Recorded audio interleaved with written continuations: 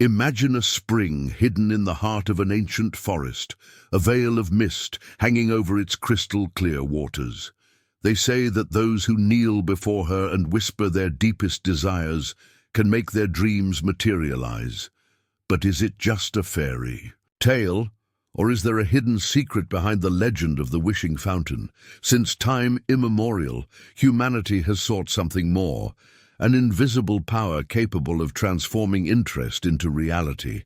Kingdoms rose and fell under the belief that certain waters were sacred, capable of granting that which the heart most longs for. But what really happens when someone drops a coin into an ancient well, makes a wish, and walks away, hoping for a miracle? The answer is rooted in much deeper knowledge than most realize. The act of wishing, of projecting a thought into the universe, is not just a superstitious gesture. He is an echo of a hidden principle, a forgotten key to the manifestation of reality. The ancients knew this. Egyptian priests murmured incantations before the waters of the Nile. Hermetic philosophers taught that all creation is born of a burning desire. In Japan, Shinto traditions still whisper secrets about the kami, spirits that answer the prayers of those who know how to ask. But there's something no one tells you. Not every source grants wishes, and not every wish is fulfilled in the expected way. Some of these waters are portals, others are traps, and few are true conductors of cosmic energy. To understand the mystery behind the Fountain of Desire, we must travel through time, uncovering the hidden truth behind this ancient ritual. Because the real magic was never in the coin, but in something much deeper. The belief in sacred springs spans civilizations and eras, rooted in the idea that water is not only an essential element for life, but also a means of connecting with the divine. From the temples of ancient Greece to the forgotten corners of the Celtic forest, humanity has always strived for certain waters as portals between the physical and spiritual worlds. The ancient Egyptians, for example, believed that the Nile River was more than a source of fertility for their lands. It was a manifestation of Hapi, the god of abundance, and a direct conduit for the invisible forces of the universe. In their temples, priests performed rituals in front of sacred pools, where they reflected the starry sky and captured messages from the gods. In ancient Rome, fountains were dedicated to deities such as Juturna, the goddess of healing waters. But what remains to be known is that the Romans didn't just throw coins in them out of superstition. They believed that silver had magical properties and that its interaction with water could amplify interests and prayers. In the Celtic world, springs were seen as homes for nature spirits, and some were known for their ability to reveal visions of the future. The Druids taught that water stored memories of the cosmos and could be programmed by the will of anyone who knew how to manipulate its vibrations. But perhaps most intriguing is the connection to Hermetic and alchemical traditions. Ancient texts suggest that water, when properly consecrated, becomes a mirror of the unconscious, reflecting not only the desire of the one who seeks it, but also its true interests. This would explain why, throughout history, some people have seen their requests granted, while others have received only silence.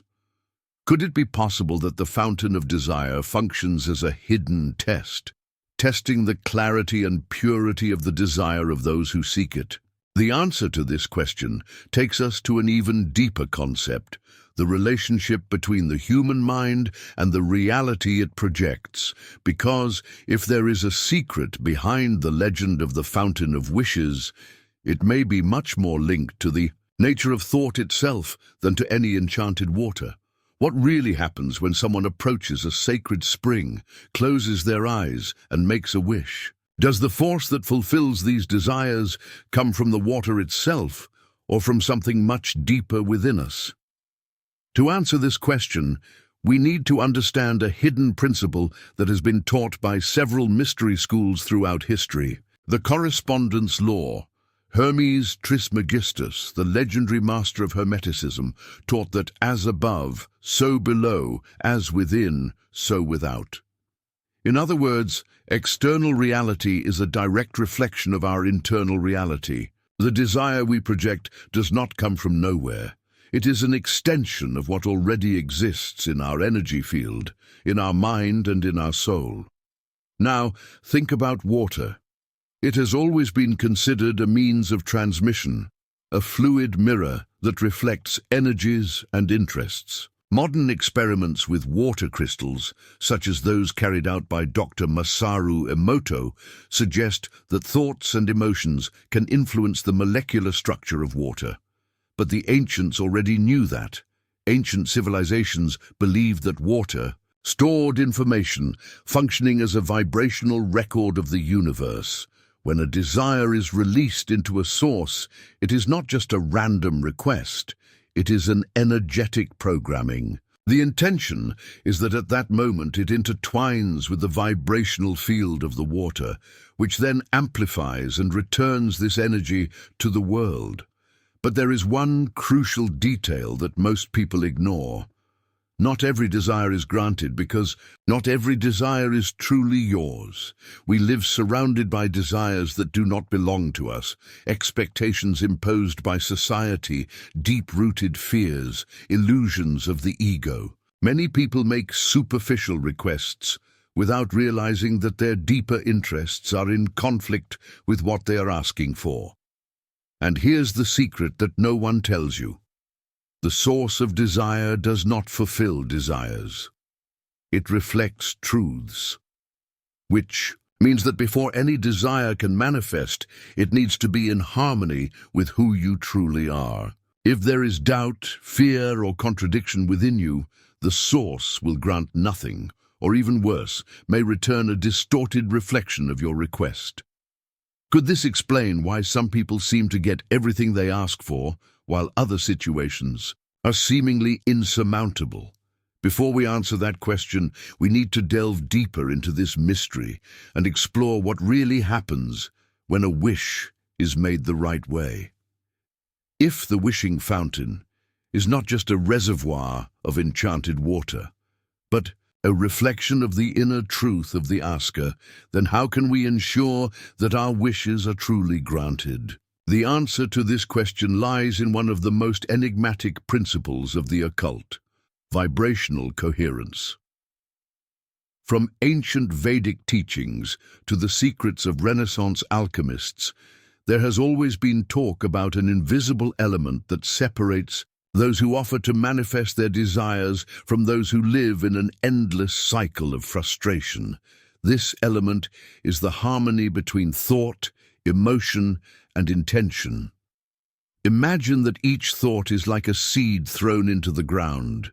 The emotion we feel when thinking about this desire is the water that nourishes it. And conscious intention, what would actually be possible, is the sun that gives it life. If any of these elements are dissolted, the wish will not come true.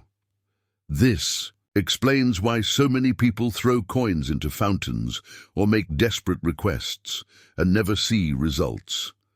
The physical act of flipping a coin is just a symbol. What really matters is the energy that is projected at the time of the request. The ancients knew this.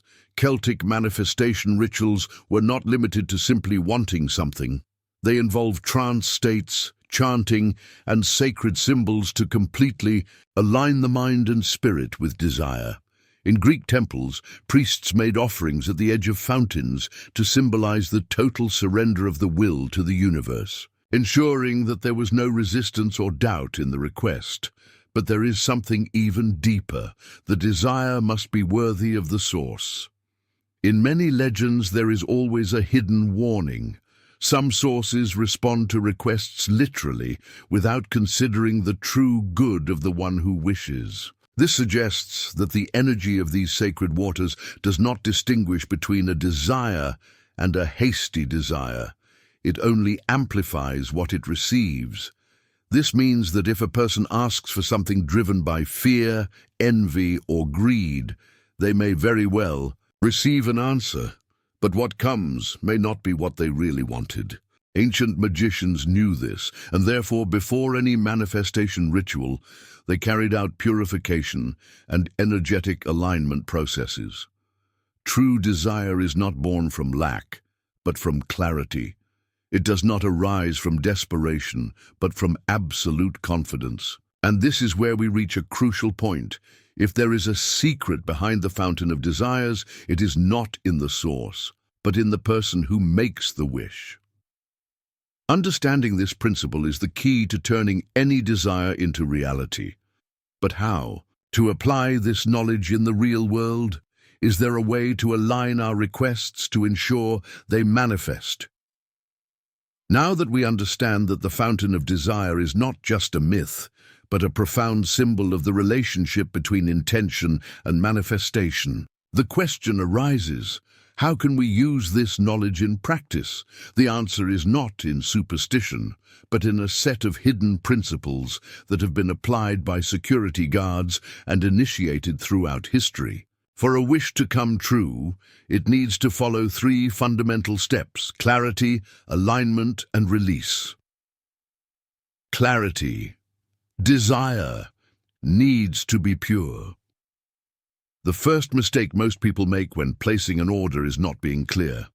Many desire riches, love, or success, but without defining precisely what this really means for them. Before making any order, ask yourself, does this desire really come from my essence, or is it an external influence? The best way to achieve this clarity is through writing. Take a notebook and describe your desire in detail, but go further. Why do you want this? How would this change your life? How would you feel if you had already received it? If there is doubt, contradiction, or fear when writing, it is a sign that the desire is not yet aligned with your inner truth. 2. Alignment. Emotion needs to confirm intention. The fountain of desires does not respond to empty words. It responds to the vibration we emit. If someone desires abundance, but deep down feels scarcity and fear, a projected energy will be one of lack, not fulfillment. The secret of the ancients was simple. Feel in the state of desire already fulfilled. This can be done via visualization. Close your eyes. Imagine yourself living the reality you want. Feel every detail as if it were real.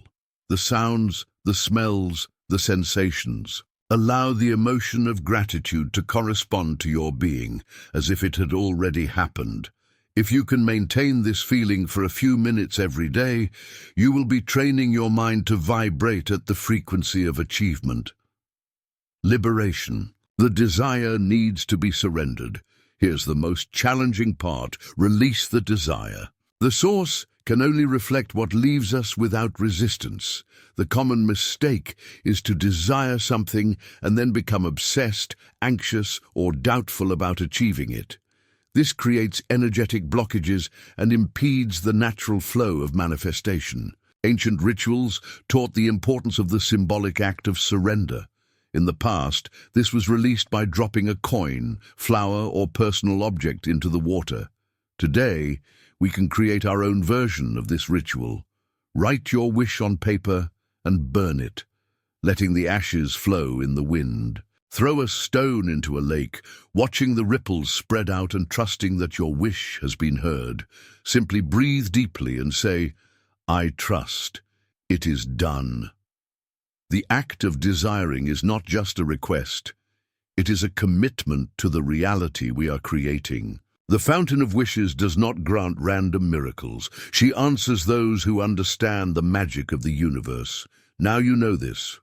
What will you choose to desire? The wishing fountain has always been more than a mere folk tale. It is a mirror of the principles that govern the manifestation of reality.